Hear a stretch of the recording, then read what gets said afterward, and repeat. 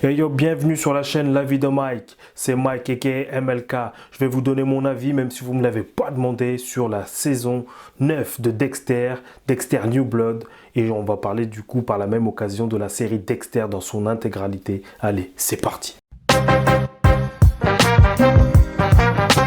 Hey yo, salut à tous. Donc on est parti, on va parler de Dexter, de la dernière saison de Dexter. Mais avant de parler de la dernière saison, et avant de vous spoiler la dernière saison, de toute façon c'est une vidéo full spoiler. Si t'as pas vu Dexter, c'est que t'as raté quelque chose, frère. Donc là c'est parti, on va parler d'abord de Dexter, pourquoi c'est une série culte, et ensuite on va parler de la dernière saison, est-ce qu'il fallait la faire ou pas. Je vous dis ça tout de suite. My dark passenger is like a trapped coal miner, always tapping, always letting me know it's still in there, still alive. Tonight's the night, and it's going to happen again and again. Donc pour commencer, Dexter c'est une série télévisée qui est passée sur la chaîne Showtime et qui est passée en France sur Canal+. Je crois que c'est passé sur Canal+ en 2007 et sur Showtime c'est passé, ça a commencé à être la première diffusion, ça a été en 2006, fin 2006, je crois que c'est octobre ou novembre 2006. Qu'est-ce que ça raconte? Ça raconte l'histoire d'un tueur en série qui tue que les méchants. Ouais, comme ça, dit comme ça a l'air pas terrible. Mais en fait, c'est une série tirée des romans, Ce cher Dexter. Et je crois qu'il y a un deuxième livre, il y a plusieurs. C'est une série de livres.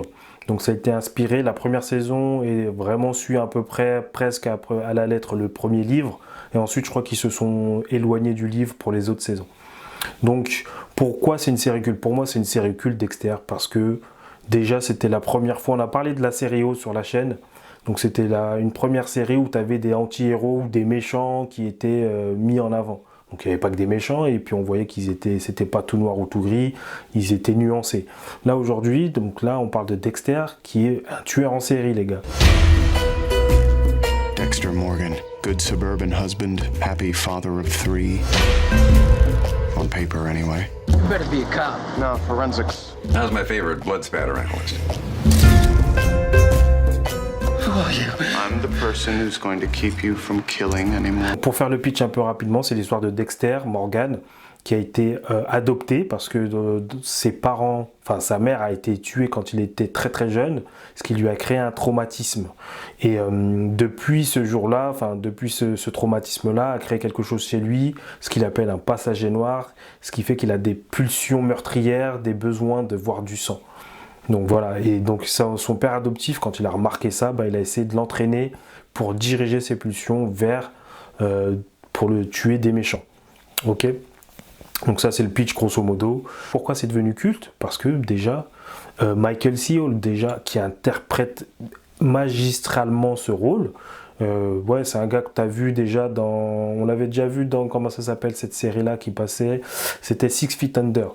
Donc il avait un rôle dedans où c'était l'histoire d'une famille qui héritait, je crois, d'une pompe funèbre.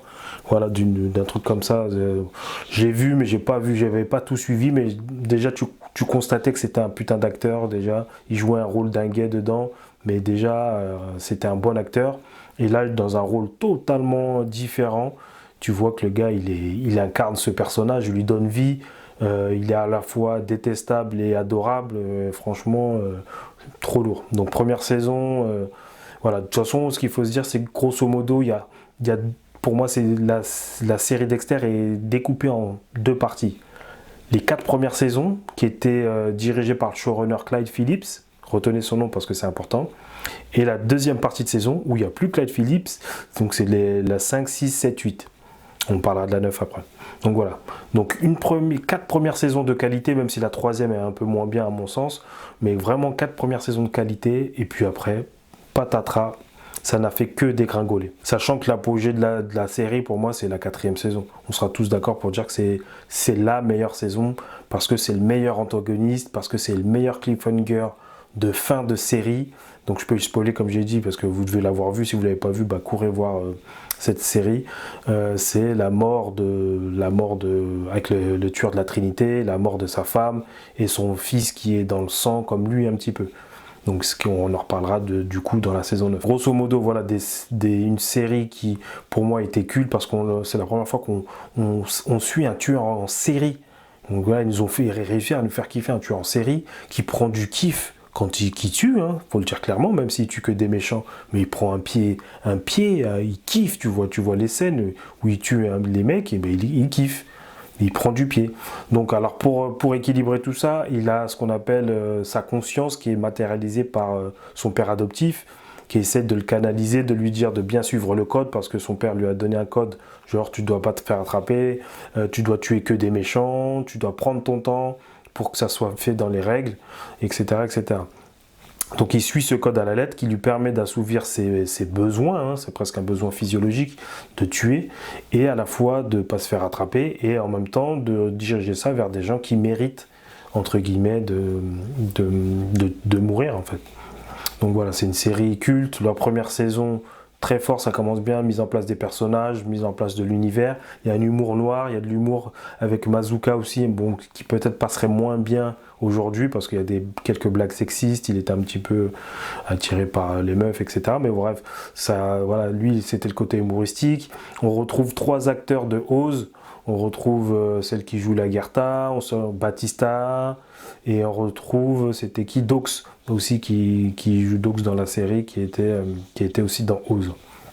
Donc non, il y a des bons acteurs, donc Michael Cera en tête, il y a aussi comment elle s'appelle, Jennifer Carpenter aussi, qui joue très bien le rôle de Debra, la demi-sœur, la sœur adoptive de Dexter, donc qui est elle policière, et donc Dexter aussi travaille dans la police, dans l'analyse du sang, des traces de sang, donc ça lui permet aussi de trouver des meurtriers, hein, et puis comme le père adoptif était policier, donc voilà, donc tout ça fait qu'il est dans la police, il y a des enquêtes policières, il résout, il tue des gens, bref, franchement c'est bien, il y a de l'humour. Alors au niveau du grain de l'image, c'est un peu mal vieilli je trouve, au niveau de la photographie, mais bon, ça se regarde toujours. Moi je m'étais retapé, il y a peut-être 1 ou 2 ans, je m'étais retapé les 4 saisons, les 4 premières saisons, parce que franchement j'avais pas kiffé la suite, j'avais pas envie de revoir la suite, mais voilà, c'était une de mes séries préférées, surtout un personnage préféré, parce que c'est-à-dire que j'avais regardé la suite, même quand c'était naze, je regardais pour le personnage de Dexter, parce que voilà, c'était un personnage attachant, avec ses défauts, ses côtés sombres, comme on peut tous en avoir, et ses bons côtés. Donc ça, c'était pour les premières saisons. Donc la fin, ce qui a amené à la saison 9 et à Dexter New Blood, c'est la dernière saison qui était catastrophique, qui était une fin ni faite ni à faire, en fait, enfin bref, c'était une fin laisse tomber, quoi. C'est le gars, il se dirige vers une tornade, je vous spoil encore, il se dirige vers une tornade, tout le monde croit qu'il est mort, non, en fait, il se retrouve, il aurait dû mourir, en fait, ça avait du sens qu'il meure, même si, sans parler du contenu de la saison, juste la fin, il aurait dû mourir, et il n'est pas mort. Donc ce qui fait qu'ils ont fait une saison 9. Enfin bref, ensuite il y a eu des choix chaotiques, sa sœur est tombée amoureuse de lui, enfin bref, des trucs, des choix chaotiques, et puis les méchants, comme je l'ai dit, la saison 4 c'était la saison la plus emblématique, avec un tueur, le tueur de la Trinité, qui était parfaitement bien interprété, qui était flippant, voilà, donc c'était super bien trouvé, et ensuite après, on a eu des méchants qui étaient beaucoup moins charismatique, moins flippant, etc. Ça a été la dégringolade au niveau des meurtres, parce que chaque saison, tu as plusieurs petits meurtres qui s'effectuent, puis tu as un tueur principal, il y a un fil rouge sur les épisodes, où Dexter doit trouver un rival. Voilà, dans la saison 1, on trouve que c'est son frère. Dans la saison 2, il y a la meuf, je ne sais plus comment elle s'appelle, celle qui a les cheveux noirs, qui est aussi à la fois complice et qui est vraiment elle qui tue sans vergogne. Dans la saison 3, je me rappelle plus trop parce que saison 3 j'avais pas trop kiffé, et là dans la saison 4 c'est le tueur de la Trinité. Après dans les autres saisons c'est des tueurs, le tueur de l'Apocalypse, tueur de je ne sais plus quoi, bref c'était pas terrible. Au-delà de ça, donc la saison 8 c'est très très mal fini, tous les gens étaient déçus par cette fin de saison, et voilà, donc le but de la saison 9, du coup là on va parler de la saison 9. Donc le but de la saison 9 c'était de rattraper un peu cette fin. Donc ce qui a été annoncé c'était de dire on va refaire une nouvelle saison pour faire une fin digne de ce nom. Alors, est-ce que ça a été réussi? C'est ça la question. Est-ce qu'on a kiffé cette saison 9 qui est arrivée combien d'années après? Je crois que c'était la dernière saison, c'est presque plus de 10 ans après, je ne sais pas.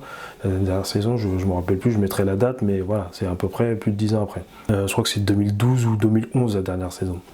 Mais voilà, 10 ans après, on revient. J'ai oublié de préciser que du coup, sur la saison 9, c'est le showrunner des 4 premières saisons qui est revenu, c'est-à-dire c'est Clyde Phillips qui est revenu. Donc ce qui fait que la qualité, on sent quand même une différence, comme j'ai dit, dans les 8 premières saisons, c'était une différence de qualité, en tout cas scénaristique et de direction sur les 4 premières saisons, et ensuite quand il n'y a plus Clyde Phillips. Donc là, Clyde Phillips, il est revenu aux affaires, et ça se sent quand même s'il y a des facilités scénaristiques, il y a des petits problèmes dans le scénario, etc., c'est quand même mieux que les 4 dernières saisons. Il y a un effort qui est fait sur la réalisation. Donc voilà, c'est quand même mieux. Et ça fait plaisir de revoir que ça soit lui qui soit revenu.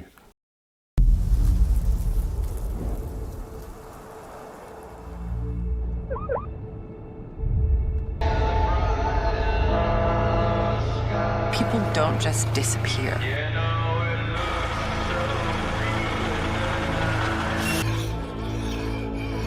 Ça fait plaisir. Donc qu'est-ce qu'on a kiffé dans cette saison? Déjà la nostalgie, déjà le plaisir de revoir Michael C. Hall, parce que c'est lui le cœur de ce personnage-là qui donne vie à la série et qui est parfaitement interprété. Donc il retrouve tout de suite ses marques. On a l'impression qu'on ne l'a pas quitté. Il a toujours ses bons réflexes. C'est toujours aussi un aussi bon acteur.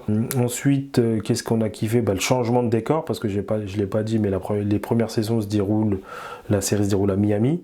Donc on avait un chaud, le soleil, les petites chemises, voilà. Donc ce qu'on a kiffé aussi dans la série de Dexter, c'était le générique, qui était magnifique, le générique. Et il y avait aussi la musique, le thème de Dexter, avec les pianos, le violon là, terrible, terrible. Donc ils l'ont un peu repris dans la saison 9. Mais bon, par contre, le générique de la saison 9 est pourri. Ça, il faut le dire tout de suite. C'est un enchaînement, un petit montage nerveux de plein d'images de l'épisode qui arrive. Et puis, ils te mettent Dexter New Blood gelé. Donc ça, c'est pourri. Ça c'est, on dirait que c'est du travail d'amateur. En tout cas, surtout l'affichage de Dexter New Blood, là, franchement, zéro, quoi. C'est pourri, c'est naze. Bref. Donc, sinon, la saison 9, dans l'ensemble, moi, j'ai bien kiffé. Comme je l'ai dit, j'ai pris du plaisir à retrouver ce personnage-là. Tu as un petit caméo de Batista que tu revois aussi dans la série, puis tu as plein de nouveaux personnages qui sont pas trop mauvais. Donc après, tu as une doublure, tu as Debra qui revient aussi, sa conscience, avant c'était son père, là du coup c'est Debra, c'est sa sœur qui joue, Jennifer Carpenter, qui joue Debra, qui est sa conscience. Donc c'est très bien, franchement, moi je trouve que c'est les meilleurs passages presque de la saison. Donc il y a le fils de Dexter qui a grandi, du coup, parce qu'il ne l'a pas vu pendant plus d'une dizaine d'années, et du coup qui revient à sa recherche et qui arrive à le retrouver. Après, du coup, il y a une pâle copie de Debra, sa nouvelle copine qui est flic, qui a physiquement aussi, même si c'est une native américaine, pas une indienne, une native américaine, mais elle a quand même des traits de ressemblance. Elle est fine, elle est longiligne, elle a les cheveux raides, longs.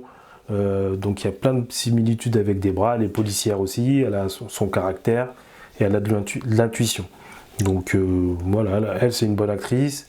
Voilà. Après le méchant, ils ont voulu faire une pâle copie de Trinity, mais bon, le méchant lui-même pas terrible.